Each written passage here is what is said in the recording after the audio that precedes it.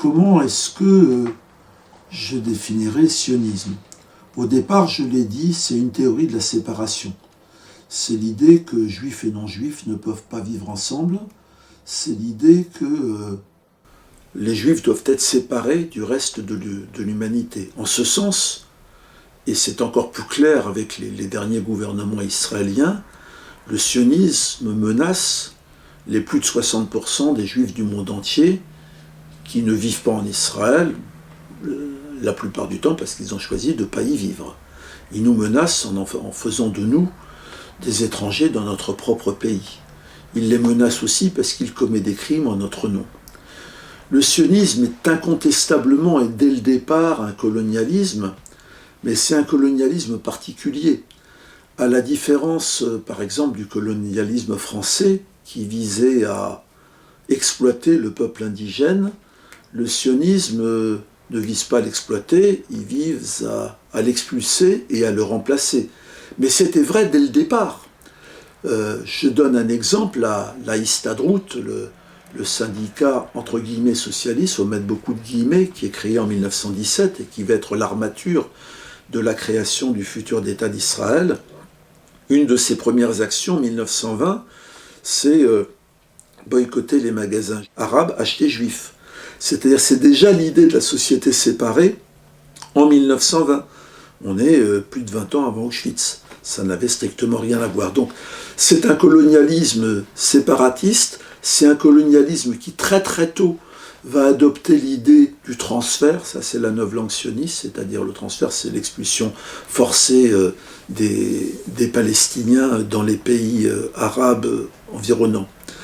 C'est un nationalisme, mais très particulier aussi. Quand il naît à la fin du XIXe siècle, il va copier tous les nationalismes européens, polonais, tchèques, slovaques, serbes, ukrainiens, baltes. Tous ces nationalismes-là disent en gros, il y a un peuple lituanien, il faut un État lituanien, il y a un peuple slovaque, il faut un État slovaque. Sauf qu'il n'y avait aucun endroit en Europe où les juifs formaient plus de 10% de la population. La quasi-totalité des juifs, 90%, 95% sont cantonnés dans la zone de résidence, c'est-à-dire la partie occidentale de l'Empire, les pays baltes, la Pologne, la Biélorussie, l'Ukraine, la Moldavie. Et dans cette zone de résidence, ils forment en gros 10% de la population et beaucoup plus dans les villes parce qu'ils n'avaient pas le droit de posséder la terre. Donc il ne pouvait pas y avoir d'État juif en Europe orientale, là où ils étaient le plus nombreux, tout simplement parce qu'à aucun endroit, ils ne formaient la majorité de la population. Et donc le sionisme va inventer un nationalisme particulier, un nationalisme qui invente le peuple, la langue et la terre. Ça fait beaucoup. S'il y avait incontestablement un peuple yiddish, un peuple juif, ça n'a pas de sens. Il est évident que dire que moi, qui avant d'avoir les cheveux blancs était plutôt châtain, appartient au même peuple que les juifs yéménites ou que les juifs éthiopiens, ça n'a aucun sens. C'est une construction, ou même avec des juifs espagnols ou des juifs maghrébins, berbères, et donc bien entendu, il n'y a pas de peuple juif, il y a des peuples juifs, mais il n'y a pas un peuple juif.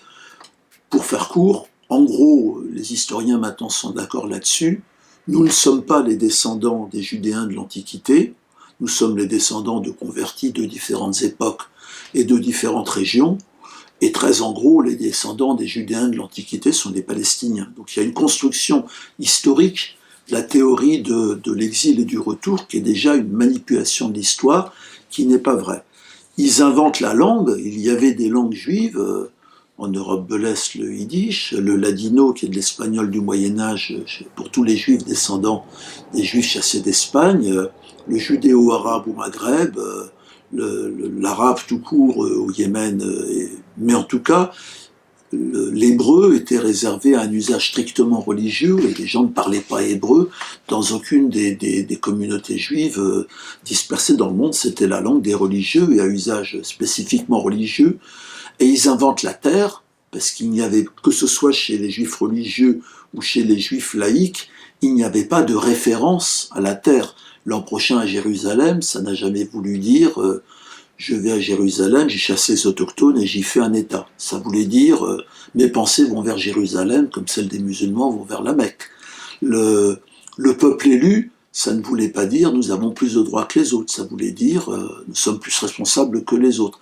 Donc ils vont inventer une théorie nationaliste pour justifier une conquête coloniale. Le plus fou est que ce sont pour la plupart des juifs agnostiques ou athées qui vont utiliser la Bible comme un livre de conquête coloniale pour justifier quelque chose qui n'était pas un retour, mais qui était la conquête d'un nouveau territoire et l'expulsion de ses membres. Donc le sionisme, c'est ça. C'est aussi, je l'ai dit, une gigantesque mystification de l'histoire juive, parce que l'histoire juive, c'est l'histoire des différentes communautés qui étaient réparties dans le monde et qui avaient un très fort attachement aux terres dans lesquelles elles vivaient.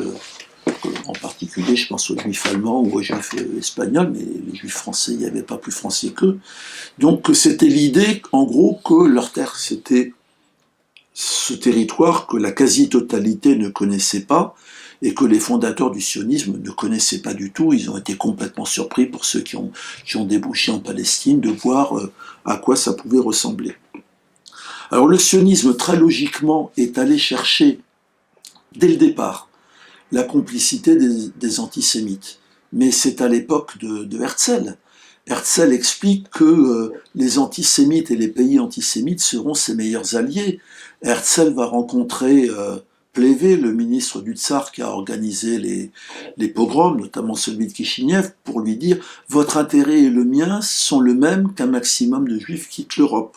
Donc dès le départ, le sionisme n'est pas une alternative à l'antisémitisme, c'est quelque chose de complémentaire aux antisémites.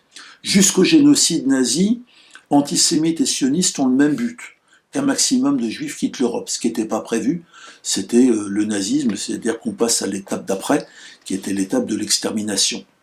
Le sionisme va s'appuyer sur le colonialisme européen, en particulier sur le colonialisme britannique, avec quelque chose qui est assez terrible. Hannah Arendt disait des Juifs qu'ils étaient les parias asiatiques inassimilables de l'Europe. Même quand ils avaient acquis un statut social intéressant, ils restaient des parias, et elle a connu ce monde allemand ou autrichien où même des Juifs qui avaient un fort niveau social et n'avaient pas le droit de prendre des responsabilités ou de les occuper. Et le sionisme veut transformer ces parias asiatiques inassimilables en colons européens en Asie, et ça va plaire tout de suite à tout le monde. Balfour était un antisémite, et il avait, quand il était Premier ministre en 1905, il s'en était pris aux Juifs polonais qui venaient semer la zizanie révolutionnaire à Londres, et en 1917, il donne une lettre de créance aux dirigeants sionistes. Est-ce qu'il y a eu une contradiction entre les deux? Non, pour Balfour, transformer les Juifs en colons européens en Asie, c'était une aubaine, et c'était selon lui le seul moyen d'occuper cette zone-là qui était capitale pour l'impérialisme britannique. Alors, il était logique, quand on voit comment s'est constitué l'État d'Israël, il s'est constitué à partir d'un nettoyage ethnique, il s'est constitué à partir d'une notion raciste, il s'est constitué en acceptant la définition religieuse du judaïsme, c'est-à-dire que le judaïsme devenait quelque part une espèce de nationalité exclusive.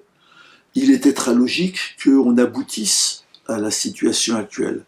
La conquête coloniale de 1967, c'est une suite logique de la conquête coloniale de 1948. Le suprémacisme actuel, c'est une conséquence logique des lois discriminatoires qui apparaissent dès le départ en Israël et puis qui existaient même à l'époque du mandat britannique. Le racisme, dès le départ, on avait des dirigeants sionistes qui étaient d'un racisme total et d'un mépris total vis-à-vis des Arabes. L'idée que une communauté juive pouvait s'installer là-bas et vivre en paix avec ses voisins, elle a existé un moment, il y a eu, même issue de certains courants minoritaires sionistes, une idée binationale, une idée qu'il était possible de créer un État binational où les gens auraient les mêmes droits. Cette idée a été défendue en pure perte aux Nations Unies au moment de la partition de 1947 par les dirigeants palestiniens eux-mêmes, par le Haut Comité arabe, mais elle a été balayée. À aucun moment les sionistes n'en voulaient. Donc aujourd'hui, il faut comprendre que sionisme et apartheid, c'est pareil.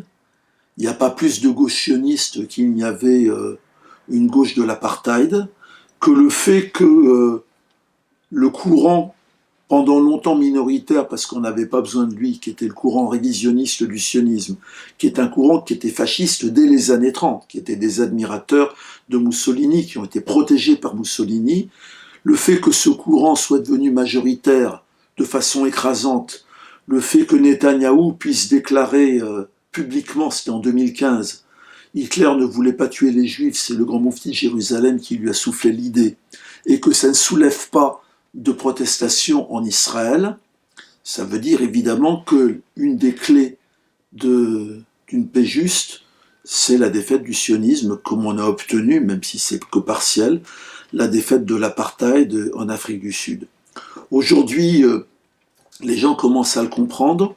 En Israël, tous ceux qui sont opposants, pendant longtemps, majoritairement, c'était une opposition droit de l'homiste, j'ai envie de dire, sur le mode Israël ne respecte pas le droit. Et de plus en plus, cette opposition droit de l'homiste vire à l'antisionisme.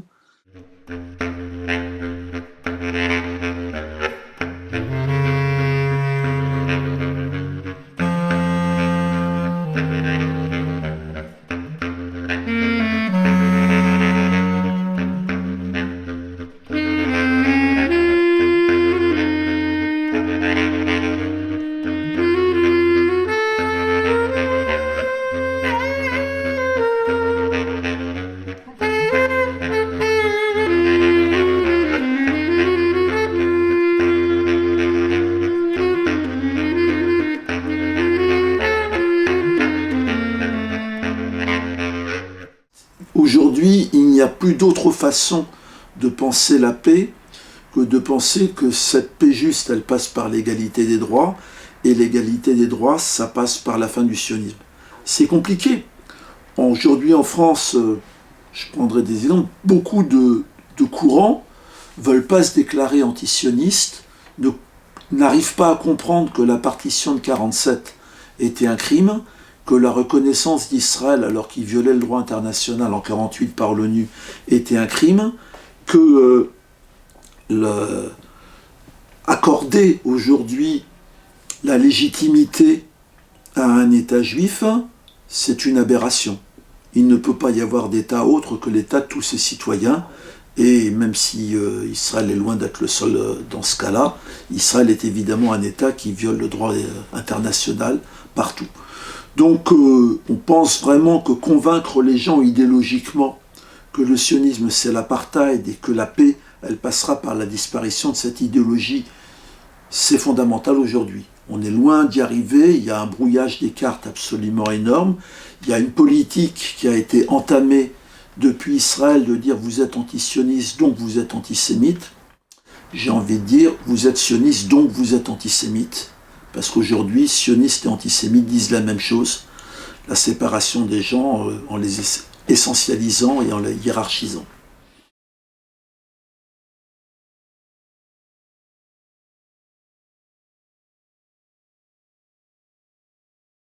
Il y a environ 14 millions d'habitants entre Méditerranée et Jourdain, à peu près 50% de Palestiniens, peut-être un tout petit peu moins, mais on est à peu près sur 50-50.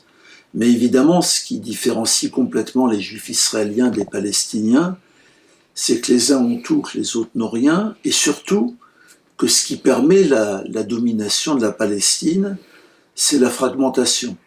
Les Palestiniens ont été éclatés en toute une série de statuts de domination différents. Donc je vais citer, il y a les Palestiniens de Cisjordanie, eux-mêmes divisés en 3 zones, zone A, zone B, zone C, avec des statuts différents. Il y a les Palestiniens de Jérusalem, Est, il y a les Palestiniens de Gaza, il y a les Palestiniens d'Israël, et il faudrait évidemment ajouter que dans toute cette entité, il y a un peu partout des camps de réfugiés. Les réfugiés font 35% de la population de la Cisjordanie, 72% de la population de Gaza. Dans les Palestiniens qui sont en dehors de la Palestine, il y a tous ceux du Proche-Orient, parmi lesquels les réfugiés reconnus par l'UNRWA, l'Office des Nations Unies pour la protection des réfugiés, qui sont dans des camps de réfugiés au Liban, en Syrie ou en Jordanie.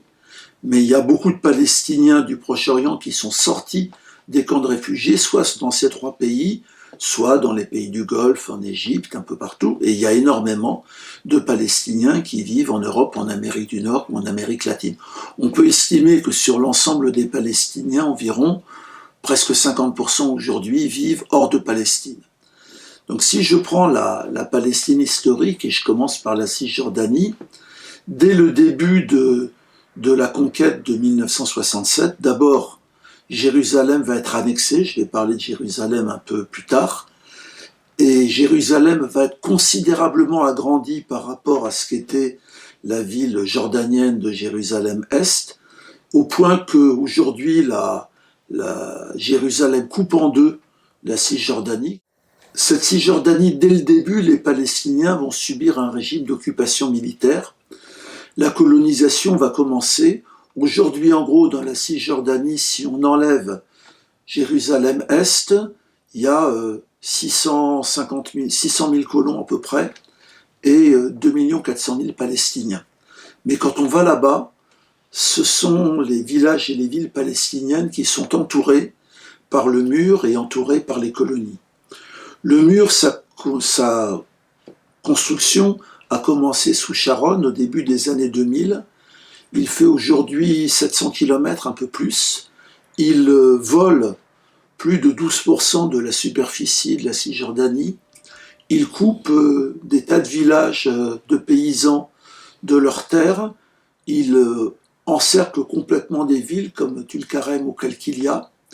Quand on est à Bethléem, on peut tourner la tête sur 360 degrés, on a absolument le mur partout. Les colonies rentrent partout à l'intérieur des villes, le cas le plus épouvantable étant le cas d'Hébron, où tout le centre historique d'Hébron est occupé par des colons qui sont des fanatiques. Les colons, une partie sont des militants politiques appartenant principalement à l'extrême droite religieuse, mais de plus en plus de colonies sont devenues de véritables villes de banlieue parce que les Israéliens offrent des loyers et des conditions de vie incomparables par rapport aux grandes villes que sont Jérusalem ou Tel Aviv, et donc de très très nombreux banlieusards qui travaillent en fait à Jérusalem ou à Tel Aviv habitent les colonies. Les colonies jouissent de routes de contournement, c'est-à-dire de routes réservées aux colons israéliens et en principe, sauf permis spécial, interdites aux Palestiniens, et qui leur permettent à peu près sans checkpoint d'aller par des grandes routes travailler à Jérusalem ou à Tel Aviv en moins d'une heure, alors qu'en dessous, il y a les routes poussiéreuses et caillouteuses palestiniennes avec des tas de détours. Donc il y a une espèce d'apartheid et de séparation complète qui a été faite. Il y a un vol de terre permanent qui a été officialisé par ces lois que les Israéliens ont créées, la loi des présents-absents, c'est-à-dire on expulse des gens, on constate qu'un territoire n'est plus occupé depuis quelque temps, et des colons s'y installent, ils sont immédiatement protégés par l'armée, et la colonie au début dite illégale devient très rapidement légale. En fait, le légal et l'illégal sont complètement aléatoires.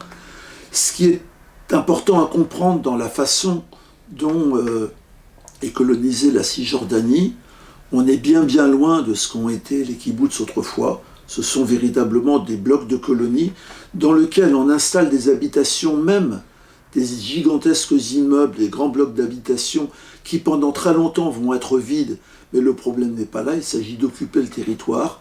On y installe des usines, on y installe des locaux industriels pour que le terrain soit bien marqué israélien.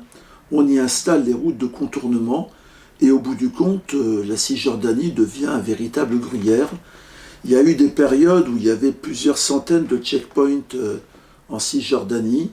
certains qui étaient fixes, les plus célèbres, c'est Calandia ou celui qui est à l'entrée de Naplouse, mais où il y avait énormément de checkpoints mobiles, et les Palestiniens connaissaient, c'est-à-dire que bien souvent, pour faire 15 km, il fallait en faire 60 en fait, en essayant de zigzaguer entre les différents checkpoints. Ces checkpoints ont rendu la vie impossible aux habitants de la Palestine, notamment sur ce qui sont leurs droits fondamentaux, le droit d'étudier, le droit de se soigner. On compte par milliers le nombre de malades qui sont morts sur des barrages parce qu'ils n'ont pas pu accéder à l'hôpital, de femmes qui ont accouché sur des checkpoints, d'étudiants qui n'ont jamais pu aller à leur examen parce qu'il y avait des checkpoints qui les en empêchaient. L'autorité militaire dispose d'un droit absolu et aléatoire de faire ce qu'elle veut, d'ouvrir quand elle veut, de fermer quand elle veut. Il y a eu des militants israéliens, je pense surtout aux anarchistes contre le mur, qui ont essayé de manifester aux endroits les plus chauds de la Cisjordanie, d'essayer de manifester à l'entrée des checkpoints. Et depuis quelque temps, l'armée israélienne a commencé aussi à s'en prendre aux anticolonialistes israéliens. La Cisjordanie a été balkanisée en 3 zones, zone A, zone B, zone C, du vivant d'Arafat et de Rabin. Les accords de Tabat sont signés 2 mois avant l'assassinat de Rabin en septembre 1995, donc 2 ans après Oslo. Tous ceux qui pouvaient penser que Oslo était autre chose qu'une illusion et qu'une mystification, il devenait totalement clair après les accords de Tabat qu'il était question de séparation, mais qu'il n'était pas question d'État palestinien, puisque la zone A était théoriquement sous souveraineté de l'autorité palestinienne, ce qui permettait aux Israéliens de ne pas avoir à s'occuper financièrement de gens qui ne dépendaient plus d'elle, mais elle était complètement encerclée et sans pouvoir. La zone B était théoriquement sous autorité mixte, mais régulièrement l'armée israélienne y faisait toutes les incursions qu'elle voulait. Et la zone C, qui recouvre 62% de la Cisjordanie, était de fait déjà annexée à Israël il y a maintenant 26 ans. Et c'est là que se trouve la vallée du Jourdain et les grands blocs de colonies.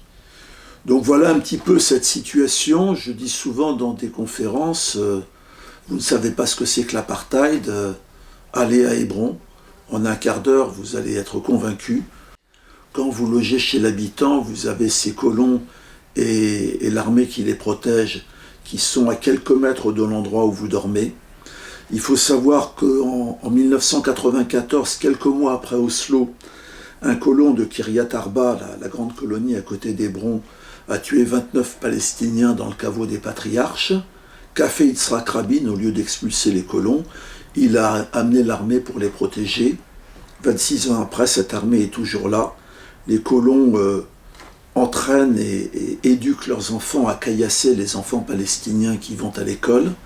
Les quelques internationaux qui réussissent à aller là ont pour tâche principale d'escorter les enfants pour qu'ils puissent aller à l'école ou d'essayer d'empêcher une boutique d'être vandalisée.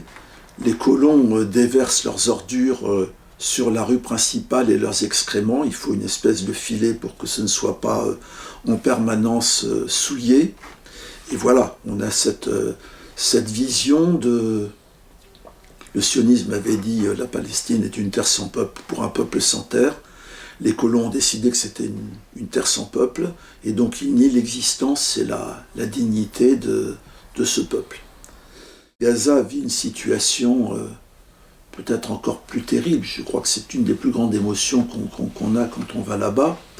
Il faut imaginer 2 millions de personnes dans une cage à ciel fermé, j'utilise volontairement cette expression, qui sont bouclées par terre, par mer et par air, où le seul aérodrome qui a été construit avec des fonds espagnols, turcs, égyptiens, a été pulvérisé quelques mois après son inauguration. Il était tout près du terminal de Rafah, au sud de la bande de Gaza. Le port qui a été financé par l'Europe a été pulvérisé également. Les bateaux qui essaient d'arriver sur Gaza, les bateaux d'internationaux, à partir de 2010, ont été arraisonnés et mitraillés. Il y a eu 10 morts sur le Mavi Marmara, qui était un bateau turc qui essayait d'arriver à Gaza. Toutes les flottilles, y compris celle sur laquelle ma compagne se trouvait en 2018, ont été arraisonnées et les internationaux ont été emprisonnés. Les gens qui essaient de sortir de Gaza se font également mitrailler et tuer. Les pêcheurs sont régulièrement, leurs bateaux sont arraisonnés, ils sont emprisonnés à Ashdod. Ils en sont maintenant, depuis le début du blocus maritime, à une vingtaine de morts. Gaza était connu depuis l'Antiquité comme étant un grand port de pêche. À Gaza, pour ne pas mourir de faim, on doit acheter du poisson israélien, parce que les pêcheurs ne ramassent plus rien. Ils n'ont pas le droit de pêcher, sauf immédiatement au bord de la côte, où l'eau est complètement polluée, où il n'y a pas de poissons. Je parlais de pollution. Gaza est un égout à ciel ouvert. La rivière qui traverse Gaza, le Wadi Gaza, on le sent à des centaines de mètres. Et au bord de ce wadi vivent les plus déshérités des déshérités à Gaza, qui comme par hasard sont des Bédouins. À Gaza, il y a eu, selon les périodes, entre 3 et 9 heures d'électricité par jour. Il faut comprendre ce que ça veut dire. Mais l'écrasante majorité des Gazaouis se débrouillent avec des bougies qui causent des malheurs terribles. Ils se débrouillent pendant la faible période où il y a de l'électricité, pour essayer de faire marcher les frigos. Il faut s'imaginer ce que ça veut dire ne pas avoir d'électricité pendant l'été, où il fait souvent 50 degrés.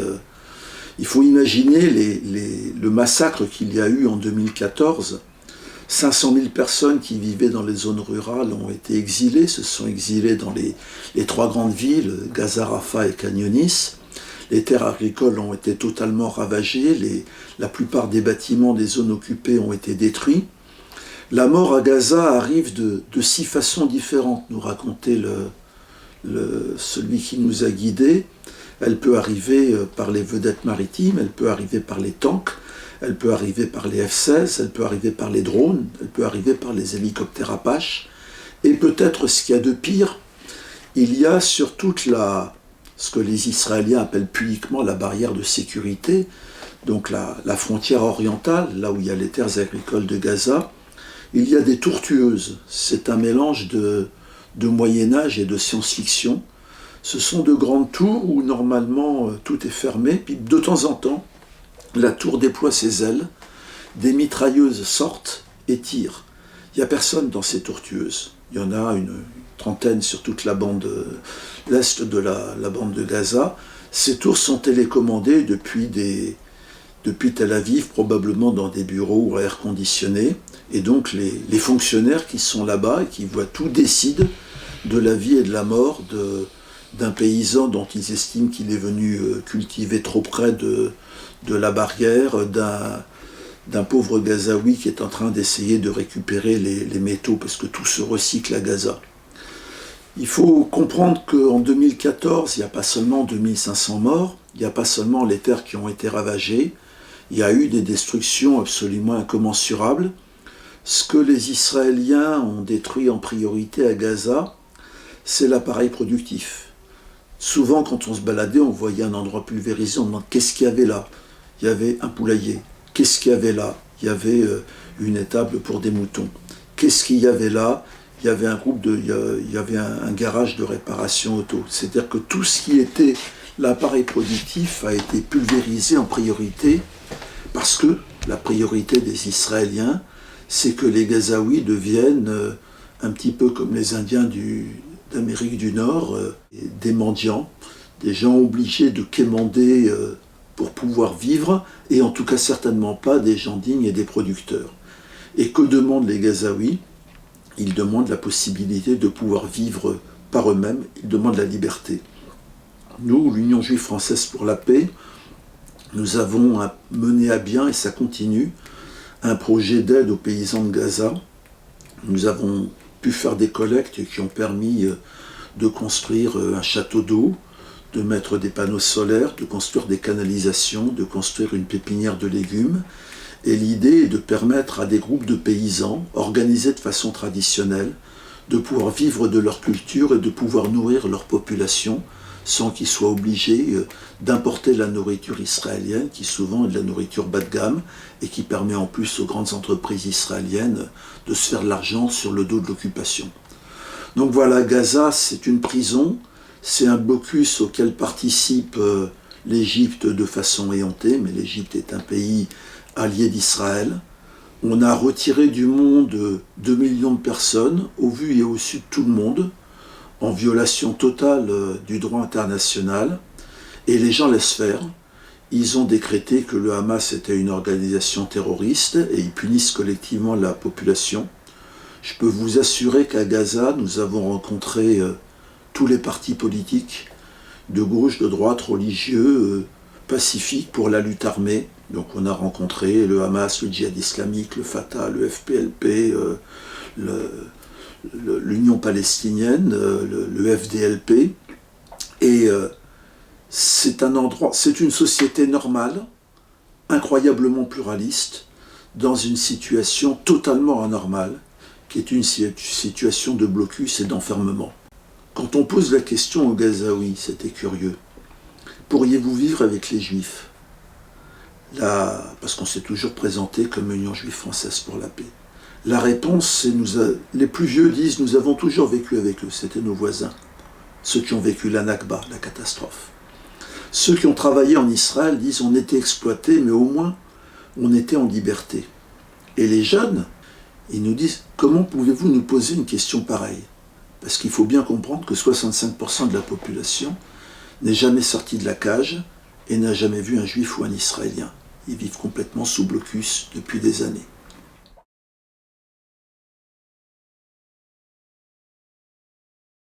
Je vais ajouter quelques mots sur Jérusalem, parce que c'est encore un autre scandale, d'une autre forme.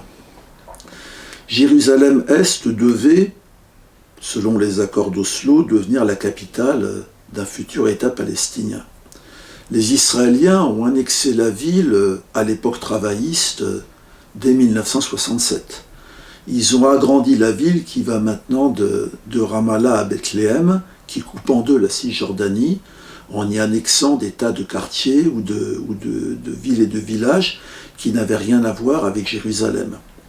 Ils y ont installé de très très nombreux colons et aujourd'hui dans Jérusalem-Est, les Palestiniens restent majoritaires, mais de peu.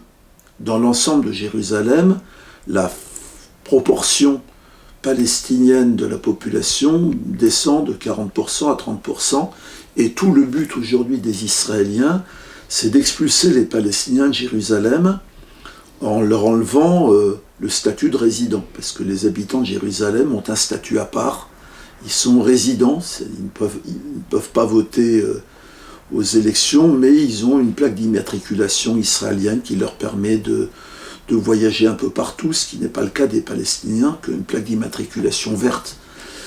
À Jérusalem, donc des quartiers entiers ont été investis. Il faut comprendre que ce n'est pas un phénomène récent. Dès l'annexion de la vieille ville de Jérusalem en 1967, des milliers de Palestiniens vont être annexés de tout le quartier qui était autour du mur de la lamentation. Ça se fait en l'espace de quelques semaines après juin 1967. Et ce sont de véritables villes, colonies, qui ont été créées à l'intérieur de Jérusalem-Est. Et puis on a construit le tramway, merci la France, c'est Alstom et Veolia qui ont construit le tramway qui arrive à Pisgat Ze'ev, une des plus grandes colonies de Jérusalem-Est.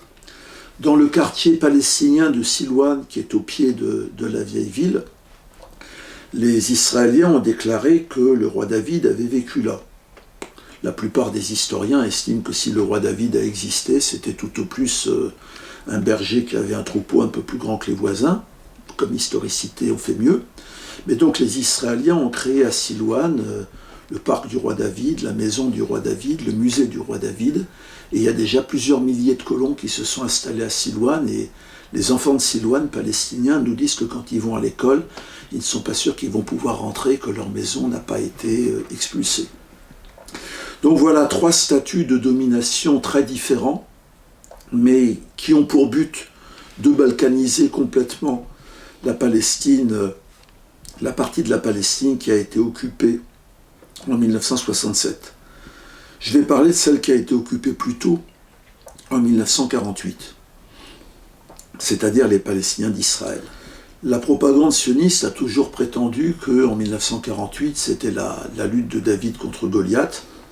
C'est faux. Maintenant que les archives sont sorties, qu'y compris les historiens israéliens ont raconté la véritable histoire de la guerre de 48, on sait qu'il y avait un déséquilibre des forces énorme en faveur des futurs Israéliens, que les armées arabes étaient complètement divisées, que les Palestiniens ont été trahis et livrés à eux-mêmes, et surtout que le nettoyage ethnique, la Nakba, était prémédité. Ben Gurion et les dirigeants de gauche, entre guillemets, ou de droite, sans guillemets, sionistes, avaient expliqué depuis très longtemps qu'un État juif n'était viable que s'il comportait un très très faible nombre d'Arabes. On ne disait pas palestinien à l'époque, et jusqu'à la fin de sa vie, une dirigeante comme Golda Meir expliquait que les Palestiniens, ça n'existe pas.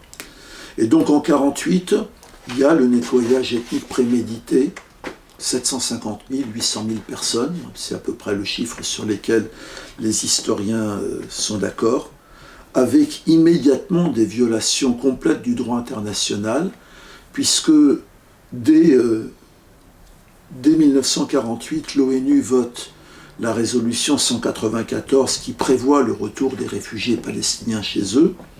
Non seulement ils ne vont pas pouvoir revenir chez eux, mais on détruit les villages. Entre 550 et 700 villages palestiniens vont être détruits. On confisque totalement la terre qui était occupée par ces Palestiniens d'Israël. On interdit la quasi-totalité des villes aux Palestiniens, qui ne peuvent habiter que quelques villes dites mixtes. Il y en a assez peu en Israël, en tout cas pas Tel Aviv. Et quelque part, il va rester environ 100 à 150 000 Palestiniens qui sont des miraculés. Ils sont des miraculés soit parce qu'ils ont pu, après avoir été exilés, revenir assez vite chez eux, soit parce que l'armée britannique était encore là et que les Israéliens ont hésité à nettoyer au vu et au su de l'armée britannique, soit parce que les Israéliens voulaient un petit peu ménager la population chrétienne, et par exemple autour de Nazareth, où les chrétiens étaient en très grand nombre, le nettoyage ethnique a été un peu moins vif qu'ailleurs. Nous avons eu des témoignages directs de survivants de la Nakba. Ça a véritablement été un nettoyage prémédité. L'aviation a servi à raser les villes et les villages. Ceux qui étaient par exemple les Bédouins du Negev, qui étaient des éleveurs, les avions en rasmote mitraillaient les troupeaux. Ils ont véritablement été chassés avec l'idée qu'ils pourraient revenir, et très tôt, le retour leur a été interdit. Ces Palestiniens d'Israël, qui pour beaucoup d'ailleurs n'ont pas pu revenir sur leurs anciennes terres, c'est le cas dans ce qu'on appelle le triangle de Galilée, là où ils étaient en plus grand nombre, et là où même le partage de 1947 avait prévu que ça allait faire partie de l'État arabe. C'est 1976, il y a une, entre guillemets, judaïsation de la terre en Galilée qui a commencé. Les paysans de Galilée commencent une grève générale. Ils vont être mitraillés aussi, et c'est la journée du 30 mars, la journée de la terre qu'on célèbre depuis cette époque-là. Aujourd'hui, ces Palestiniens d'Israël forment 18 à 20% de la population. Même les Druzes à qui on avait donné un statut spécial se révoltent depuis que Israël a voté Israël État-nation du peuple juif, donc ils avaient collaboré, ils se retrouvent citoyens de seconde zone.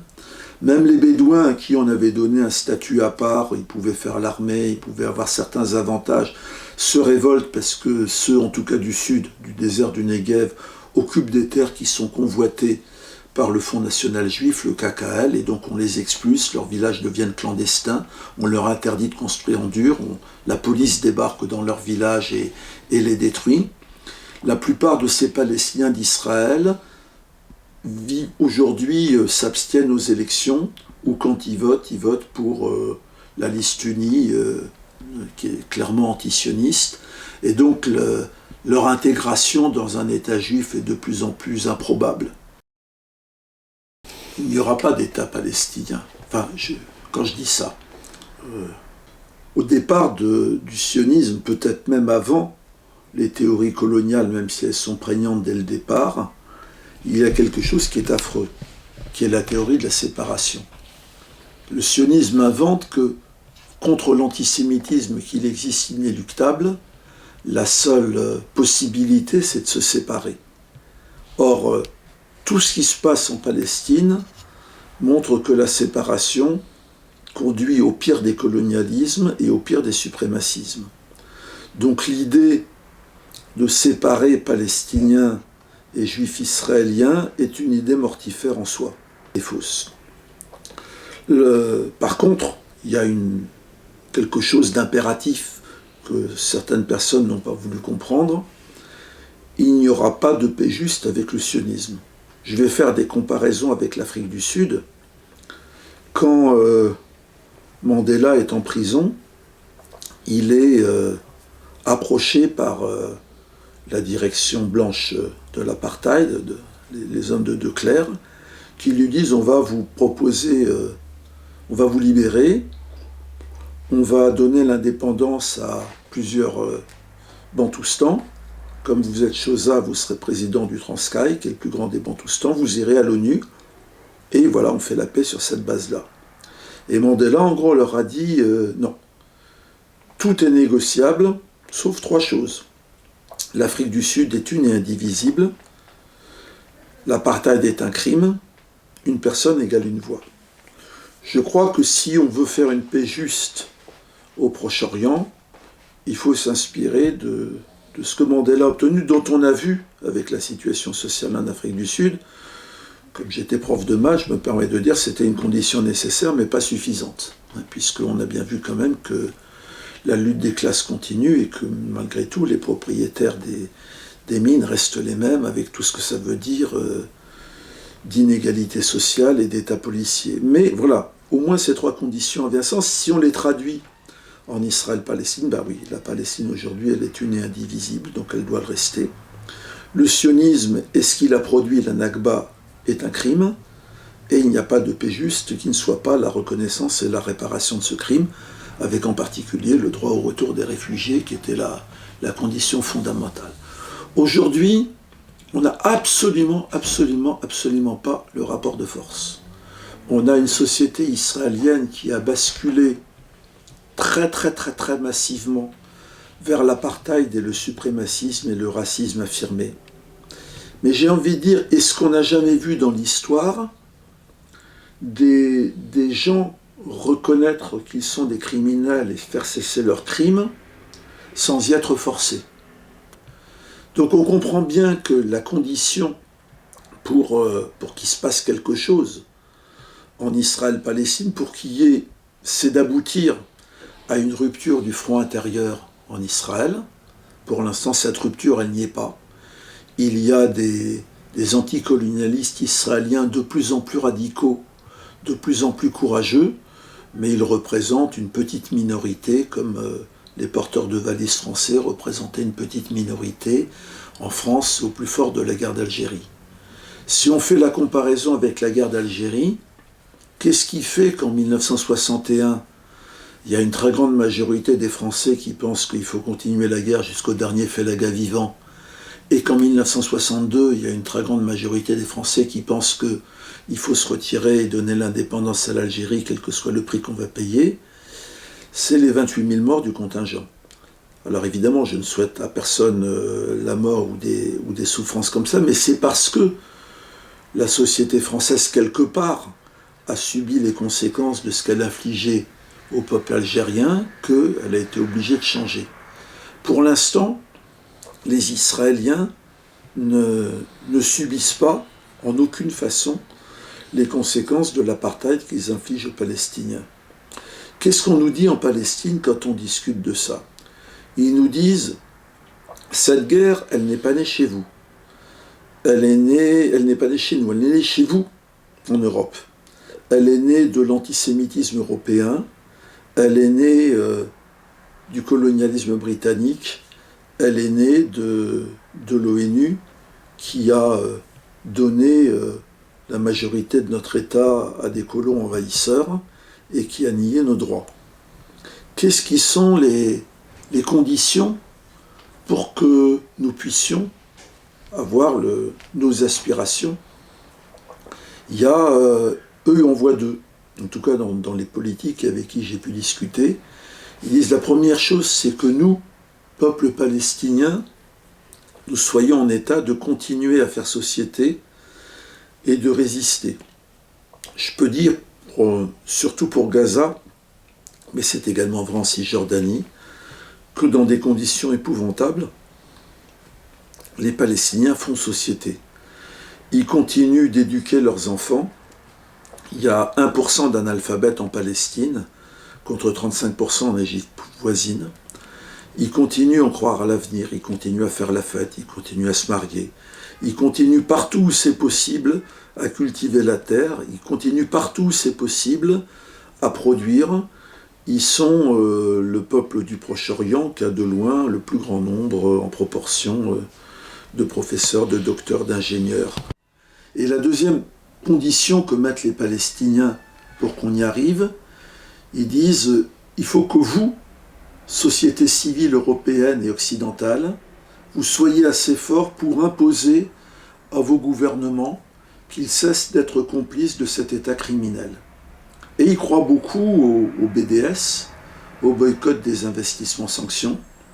Il faut bien voir que le BDS ne pose pas la question un État, 2 États ou 36 États. Le BDS se réfère au droit international.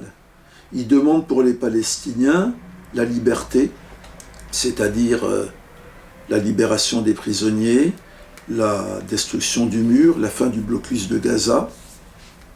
Il demande l'égalité, ça concerne principalement les Palestiniens d'Israël, et il demande la justice, puisque le crime fondateur en 1948 a été l'expulsion des Palestiniens de leur propre pays, c'est le droit au retour des réfugiés. Donc il nous demande à nous d'essayer d'imposer un rapport de force pour changer la politique de nos États. J'ai envie de dire, pour l'instant, on n'y arrive pas, il ne faut pas se voiler la face, mais on n'y arrive pas sur le terrain palestinien, on n'y arrive pas sur le terrain de la lutte des classes, on n'y arrive pas sur le terrain de la liberté, c'est un moment difficile. L'histoire n'est pas monolithique, et un jour on y arrivera. En tout cas, on a une énorme responsabilité que nous confèrent les Palestiniens, d'essayer à tout prix de convaincre nos sociétés que ce qu'ils jouent là-bas, c'est pas seulement leur sort à eux, c'est le monde dans lequel nous vivons. C'est-à-dire ce qui arrive à la Palestine, ça profile un petit peu ce qui peut arriver au monde entier. Les drones qui quadrillent la Cisjordanie et Gaza, ce sont les mêmes que ceux qu'on a sur les manifestations. Les super armes sophistiquées et les super lacrymogènes qui sont fabriqués par le complexe militaro-industriel en Israël, c'est ceux qu'on retrouve contre les travailleurs chez nous. Toutes les polices du monde vont se former en Israël. Il y a un très beau film fait par un anticolonialiste israélien qui s'appelle The Lab, où on voit toutes les polices du monde, y compris la police brésilienne à l'époque de Lula, venir se former en Israël. Donc voilà, c'est à nous, dans un contexte très très difficile, d'imposer un changement de politique. Ça se fera par un rapport de force. D'une certaine façon, j'ai envie de dire, il ne s'agit pas de convaincre nos dirigeants que la politique d'Israël est criminelle, ils le savent. Ils reçoivent de leurs propres diplomates des rapports quotidiens sur les exactions faites par l'occupant. S'ils soutiennent Israël, c'est parce que c'est leur État.